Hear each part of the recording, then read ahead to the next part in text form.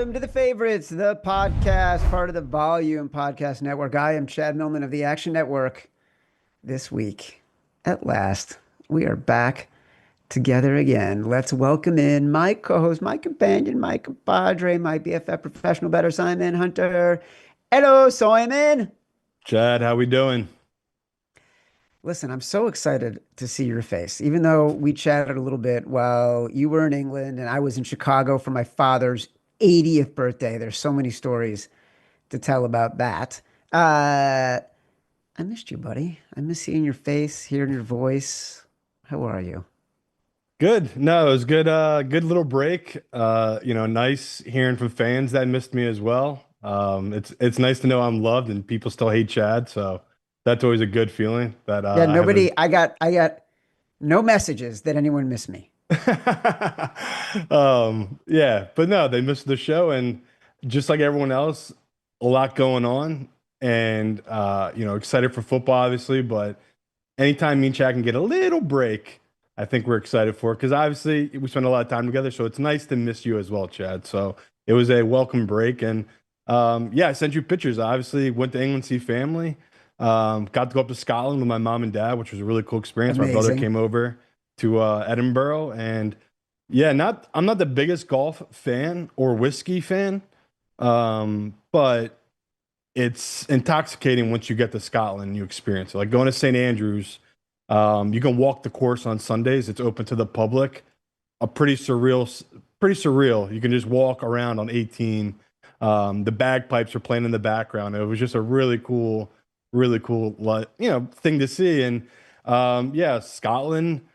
The joke, if you're from England, is there's not much up there, and I guess that's true to British people, but to someone from America it's really beautiful and unique place, Scotland. So if I had the money and the time, I would retire and just drink my way and play golf across Scotland. It's that type of country. So yeah, I really enjoyed my time away in Scotland. I'm not a huge drinker, as you know, but when I do drink, there are two things I'll drink. One, a Reposado tequila.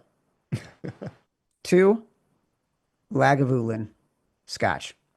The peatiest, most Scottish scotch I can get. That's what I want. It's fantastic. Yeah, and again, it's all over. I try to get at when I first got to England, I tried to get after it when I first landed, and I literally burned myself out for the rest of the trip. Like I got Yeah. so hungover, I didn't want to drink again for about 2, 3 days, and I think that's how it goes.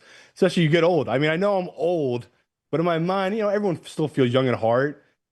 Hangovers hit like a motherfucker in your mid 30s. It really is. If you drink hard liquor like that, it really hits. But yeah, there was a couple times like we went to a pub that was from the 1700s. Like it was built before America was America, and like you just to them that's pretty old, but not that old. So when you're in history like that, where it's just funny coming from America.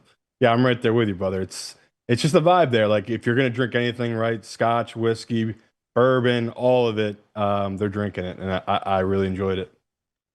Uh, when you just say hungover and feeling it. So, you know, I live in a house with an 18-year-old who graduated high school a month ago and has an incredible group of friends and a great girlfriend and is going to college in the fall. So, and is like working a fun summer job running the fryer at the local pool club with all of his buddies. And every day is just comedy and fun. So the other night, my wife and I, 1:45 in the morning, hear what sounds like somebody killing an animal in my son's bathroom. Oh no, you had one of those? One of those nights. Just Oh one. man, that's the worst. And my wife, this is how like we handle it differently. My wife is worried. She's up. She when he is in bed trying to sleep, she's leaving him Gatorade by his bed. I'm not even moving.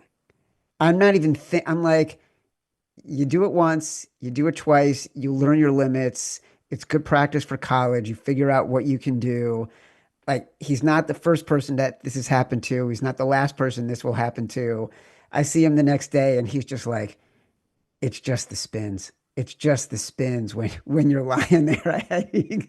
I felt so bad for him, but I was proud of him because he got up and he went to the club, the pool club, and he worked the fryer, and he was back there in that heat. And it is no freaking joke. And by the way, he did this on the night of July 4th.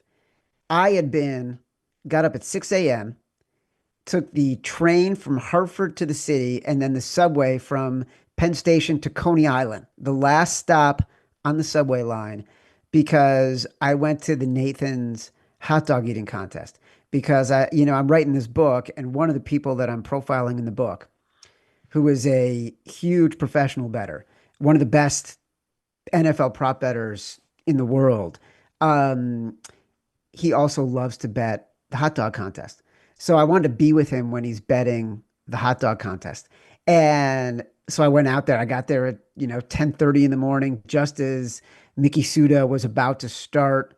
She won her competition, but she went way under, created a little bit of havoc, a little bit of chaos for the way my guy was betting, and how he was thinking, what that portended for the male competition. But dude, it was a freaking blast to go to that thing and be with someone who's really thinking about it from a betting opportunity. And what was interesting is to me, like we all laugh about it, and you say the Nathan's hot dog eating contest, and it just makes you smile. But he looked at it as such a pure handicapping exercise. It's not something you can model. It's only something that you can figure out through research, instinct, study, history, trying to find interesting patterns. Like he looked at it more as a pure handicapping experience as anything else. To me, I loved that. I just thought that was a total blast, to experience that and have that unique of a perspective. Yeah, incredibly sharp contest. Obviously, everyone knows the hot dog buns, a big thing we all bet on. Hot dog, everything like that. I mean, me and you talked a little bit about how much they care about the buns of the hot dogs. What was it? Chestnut, 71 and a half, opened at 69 and a half, landed on 70 and a half. So Yep. yeah, it's one of the more professional focused things in the summer, and obviously they find edges. But I've had obviously, that's on my bucket list. I want to go to it. I just had an insane 48 hours of flying red eye to Vegas, flew back last night, just meeting with people, just so much going on. When I got back from England, it was like all the shit really hit the fan. I got back basically July 1st, and I was planning on going out there. I think Chad, I haven't really talked about on the show a little bit, but I was going to enter the World Series of Poker. Yeah, we Um, talked about this. yeah, and it was just going to be if I was running hot, and I'd been playing really good. I really started training hard in March, and I really was running hot in probably to the end of April, early May, and then I went very cold. I just was not reading well before I went away, and I was hoping when I came back, maybe if I was in the right mind, I was going to go there, play small couple tournaments, and then if I did well, I was just going to stay and do a couple shows from there and try to obviously make the money. But I got there and there's just too much going on. Me and Chad are obviously going about to dive into it, but Yeah. yeah, just a whirlwind. I'm hoping next year I can do World Series of Poker. So I know I talked to a couple of fans who went out there. I mean, obviously, I met up with a couple of people when I was there. Always down to get a drink with different fans that reach out. But yeah, I when I was there watching the World Series, ton of regret that I didn't enter it just because how much fun it looks. But like we're about to dive into, there's just so much shit going on, and the sports betting world, I just really was my mind's not right to be doing that kind of stuff. And as we're gonna dive into, there's just too much going on for me to focus on that. So yeah, it's good to be back in Jersey. I'm happy to be back from vacation. I'm hoping to chill just for a week or two and catch my breath here, Chad. Well, look, I would argue that while you were away, included some of the most consequential and I think impactful moments in the betting space since legalization in 2018. If you are a professional bettor, an avid bettor, a recreational bettor, even a casual bettor, all of this impacts you, because there has just been a cascade of laws and taxes and changes to the industry that are independent of each other, but when you add them all up, impact literally everybody. If you are betting $5 a game, in New Jersey or Illinois, all of a sudden you are going to find that operators like DraftKings and FanDuel are going to be charging you a 50 cent per bet fee because now the taxes for those operators have been raised in certain states. There have been changes in federal law included in the big beautiful bill, which you are a follower, if you are a follower of gambling Twitter, you have seen this all over, where for years, and Simon will talk about this, you could deduct 100% of your losses from your taxes. So if you made $100,000 betting and you lost, $90,000 betting, you could deduct that $90,000, and what you ultimately made and pay taxes on was $10,000. Included in the big beautiful bill now is a provision, which is legal now, it is a law, that you can only deduct 90% of your losses. So you might end up paying on what's essentially phantom income. That has been a huge conversation. That could be millions and millions of dollars for gamblers. The provision is estimated to to create $1.1 billion in revenue for the government over the next several years. There have been two betting scandals involving players that we are going to talk about, both in the NBA and in Major League Baseball. And sort of the social media reaction to those has been fascinating because we are in a time where anybody can be Sherlock Holmes if they have a TikTok account and access to video and a little bit of information and a lot of speculation. There are upstarts in the form of prediction markets like Kalshi, Polymarket, Sport Trade, now posing real threats to the current status of sports betting and providing new options to sports bettors, all of which becomes more relevant with the big, beautiful bill and increase in taxes and the opportunities for sports bettors to play in these markets where it might be a little bit more equitable. And generally, Simon, I think there's just growing hostility in the sports betting space. It's from operators towards professional bettors who are consistently getting banned because operators don't want to take their money. It's regulators towards the operators who are trying to find more way to raise money, so they're increasing taxes. It's the federal government towards bettors with this big, beautiful bill. It's society against the idea of sports betting. Bob Costas was on Meet the Press this past weekend talking about the ills of sports betting. Wild, wild times. We're going to talk about all of that from his point of view as a pro, mine as a journalist who was reporting on a lot of this, and it's all in my head right now for this book I am writing. Um, the prediction marks, especially, are fascinating to me, and to me, that deserves a much longer, broader conversation, deeper conversation. So on Thursday's show, Simon and I will speak with Chris Gerlacher, who's a reporter for Prediction News, who has been covering prediction markets for a long time. He's going to join. And I would say that since I've been reporting this book, the influences of these businesses has become an increasingly important narrative in our space. And there's sort of disruption that is happening, and how these things are being framed is so big that it is akin to the way people talked about Uber, the way people talked about social media. Kalshi, one of the prediction markets, the one that is legal in the United States, just raised $185 million, is now valued at $2 billion. Polymarket, another one, which is not legal in the United States, raised another amount of money. It's worth $1 billion in valuation. So there's a lot to discuss in this space. We'll unpack all of that with Chris on Thursday. Simon, I mean, it's fucking midsummer and there's not supposed to be anything going on, and all of this is going on. Here's the first thing I want to ask you about, if you don't mind.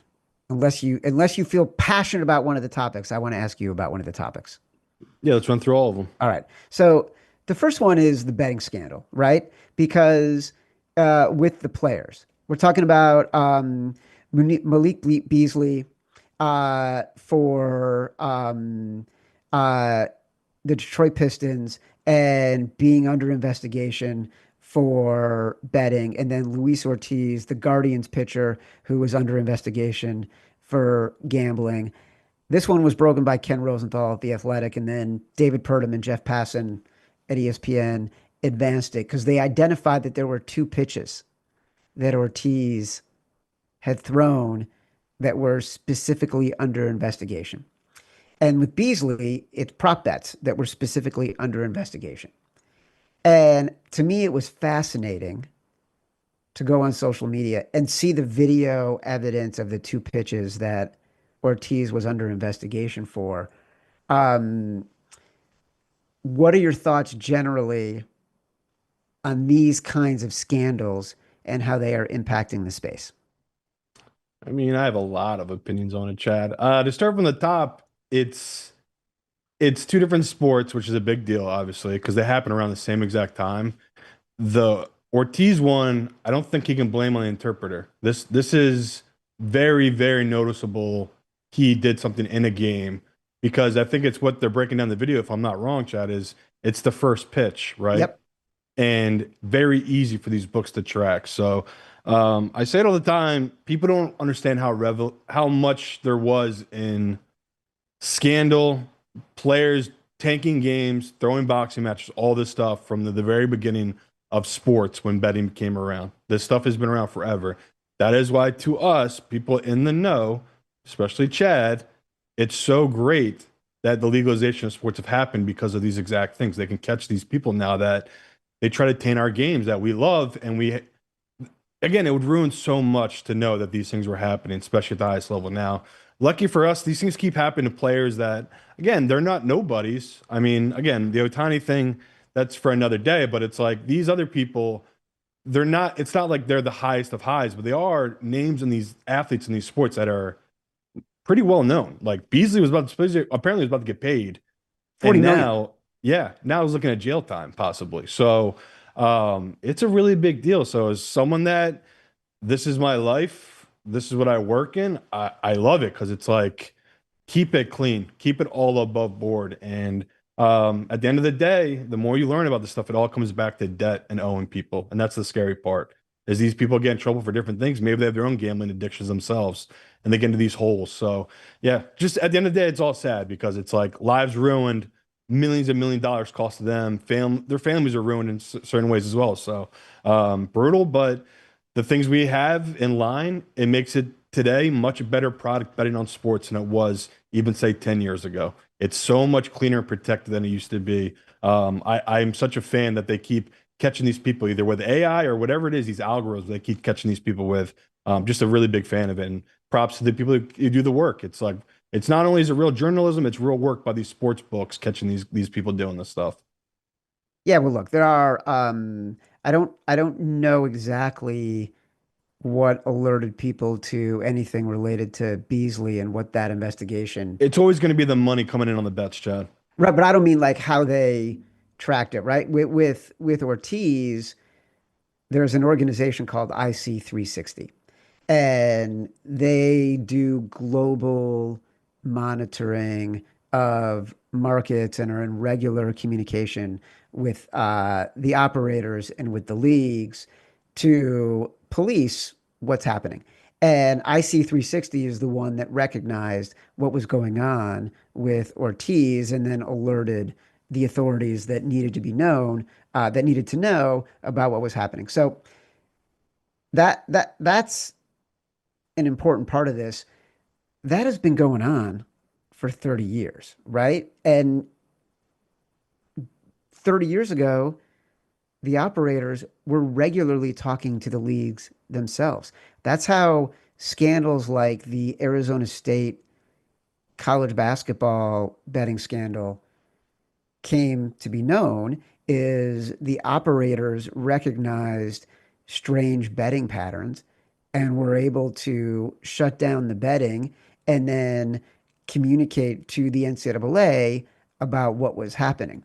Now there are global organizations that monitor this as it's become bigger and as the leagues themselves have just so much more at stake and at risk because of the legalization of sports betting and because of the stances they've taken. I had a conversation with someone I'm talking to at the NFL for this book, and we were talking about sort of the threat to integrity of the game. And I made the point that, as you just said, Simon, there have been betting scandals as long as there have been sports. Literally. Major League Baseball, the National League was founded in 1876. In 1877, there was a betting scandal. And Matt Mitchell and I talked about this on sort of the Great Moments in Gambling podcast. The Pittsburgh Steelers, the New York Giants, the Cleveland Browns, the now Arizona Cardinals, the New York Yankees, all founded by professional bettors or professional bookmakers. Because those are the people who were willing to take the biggest risks and had cash at hand and liked sports when all these things were becoming a big deal. Every sports betting scandal has been followed by increased viewership, increased rights, increased audience, increased interest. I think the sports betting scandals are terrible. I don't think they're going to be the death knell for sports. Really, what worries me for sports and sports betting is violence against the players. Um, because I do think that's going to be something that we saw it with Lance McCullers. We saw Tyrese Halliburton talked about it last year. When players have to start getting security, when fans can't control themselves, when there is a sort of you forget who you are, where you are, or you, even worse, you didn't know to begin with, and you are blaming the players for your losses. That to me is a really frightening development that seemed to be much less relevant or obvious before sports betting became legal and before the number of people betting had increased.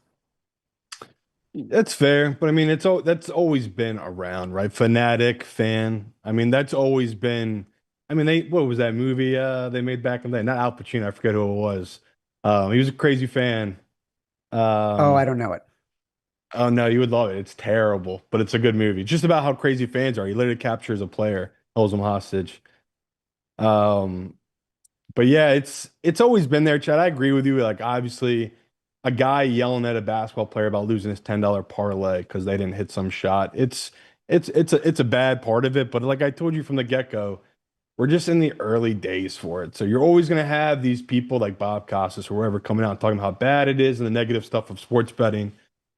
There's always gonna be a couple of bad eggs. It's just the way it is. It's the same thing we talk about with alcohol and cigarettes and things like that, where it's freedom of choice. We know it's not the best thing, but obviously, if people can keep their shit together, keep their cool, it's a great thing for the general public to be able to do to, enjoy life. And it's just another thing, one part of it. But yeah, the going on social media and telling people they're going to kill their families, I'm happy they catch and prosecute these people, right? That's another good thing that they're doing now is these assholes aren't just getting away with making these outlandish threats. Like there are consequences to these certain words you say to people. So I'm with you. It's obviously the black stain on what we do is these people that go out of their way to like, say horrible things to people. Me and you are part of it. Like this is part of our job. We get the stuff people say to us. It's insane where I just know me personally, no one would ever say that to my face. So it is a weird thing that we are involved in this world we're in. But again, I love it. It's all weird and unique in its own way, but I wouldn't change it. I obviously there's things I would change to it, but overall, it's what the craziness is what makes it work, Chad. So I'm with you though. When you hear those stories, it's just horrible when you read that stuff about these players, what they go through with those fans. Think about you, Simon. People say mean things to you and they like you. They don't even like me. Yeah, it's tough. Yeah, Think it's about what tough. I get. Yeah, I can only imagine. Um, so I also found it really fascinating the way people on TikTok, Instagram, wherever were speculating about Malik Beasley. They didn't even know what he was being investigated for, but they were taking out of context clips and saying, look at how obvious it is that he was fixing this game. To me, that felt totally irresponsible and tasteless. And that to me, whereas the Ortiz stuff, you could find the video evidence, that to me felt like the flip side, underbelly, sensational idiocy of what happens on social media when you are connecting one plus one and getting three. Yeah. No, but like we just talked about, it's crazy people. That's what it is. Robert De Niro, the fan. That's what it was. I was trying to think, I couldn't even look it up. I was like, what the hell was the name of that movie? I couldn't even think it was the lead actor. It was Robert De Niro, the fan. I'll send it to you. But yeah, it's literally about just an insane fan. And it's like we're talking about here, Chad. There's just, Wesley Snipes. yes, yes. So they're going to be out there. What can you do? It's part of it's part of the game. And like, the most shocking thing too, again, I don't spend much time on social media, was these poker players talking about what we're about to talk about, this big, beautiful bill Yes. and the hate and disdain they would get from people. And it's like, it's just bizarre. It is bizarre. It's a bizarre world we live in. So yeah, we should definitely dive into that. Well, let's talk about it. So the big beautiful bill was passed, and in the moments before it was passed, say 24 hours or so, you started seeing the news popping up via Twitter largely about changes to how professional bettors could file their taxes. And it used to be you could take 100% of your losses and deduct that from your wins that you filed for. Simon, you file as a professional bettor. And then all of a sudden you're getting what basically your salary is. But because gambling is not necessarily the best thing for society, and because gamblers are not the most sympathetic group, this was something that through the finance committee had been studied and then was added to the Senate's big, beautiful bill. And when Congress was going through it, it got through and it became a pretty big uproar, not just from gambling Twitter, but then all of a sudden, the Washington Post did a story about it. ESPN did a story about it. The New York Post did a story about it. Axios did a story about it. It was fascinating to me of the 1,000-page bill and all of the provisions in this bill, including the fact that I believe there were provisions that made it easier or more cost effective to get a silencer. Um, this is the one that bubbled up and became sort of so interesting for people. From your point of view, Simon, I've basically laid it out. You can only deduct 90% of your losses now. Explain from your point of view how that impacts professional bettors. And I will say, this was such a cause celeb that already the representative from Las Vegas has proposed a bill to reverse this and is already getting support. It needs bipartisan support. I think it will get it. This doesn't go into effect until the end of 2026. So my sense is over the next 18 months, this might be repealed, but in the immediate, it's something you got to think about, Simon. Yeah, and I could absolutely take 10, 15 minutes on this, but we don't have that much time. And I'll just say the quick version is it's over. It just they've made it so that it's impossible to make a living betting in America legally. So we'll dive more time into it when we have more time and to break it more down. But as right now as it Well, hold on. I starts, know Matt Mitchell is pushing us, but like this is a huge topic. I know Like give it a it's little life bit of breath changing. here. I mean, just the basis of it's just there's too many moving parts right now. We don't know what's going to happen, right? Like what you just said, it's impossible. It's impossible to make a living when I'm paying for 10% of my losses. And I mean, we haven't even talked about New Jersey either. Like what they're doing in New Jersey, it's just we're being attacked. And I joked with you, in America, they will do anything. Our government will do anything in their power to tax anybody but the rich. And this is just another one of those things. Because again, yes, it's affecting professional bettors. We make a living finding ways around the rules. So this is not going to affect us in the long term in any way, other than it's fucking up my life and maybe having make me move to fucking England. I don't want to move to England for 6 months, but that might be what my life is because Canada is the same way. Canada will tax you for being a professional bettor. So, the only countries that are left, maybe I'll be in Bermuda for 6 months. Like all the options on the table. I've been meeting with people for the last 2 days about it because it's such a big deal. And Yeah, it's blindsiding because I heard whispers, but I didn't think it was real because it's so stupid. And it went through. It's like these guys just don't know what they're doing. So yeah, Chad, it's something we're gonna spend a lot of time on because it's one of the more fascinating stories, like you said, since the legalization of sports betting in this country. And it's a clear attack on professional bettors and people who make their living beating the casinos. So that's all I'm gonna say at that part. I do have a theory about this. I want to leave a little bit of a cliffhanger. If Matt Mitchell had hair on his head, he'd be pulling it out right now because he wants us uh, to save some of this for part two of this very special podcast episode, which I will, because I do have a theory and I want to bring it up with our guest, Chris Gerlacher, who's going to be joining us on Thursday's show. So I want to leave a little bit of that meat on the bone. So let's just say that we will return with our next episode of the Favorites Thursday on the Action Network YouTube page with special guest Chris Gerlacher.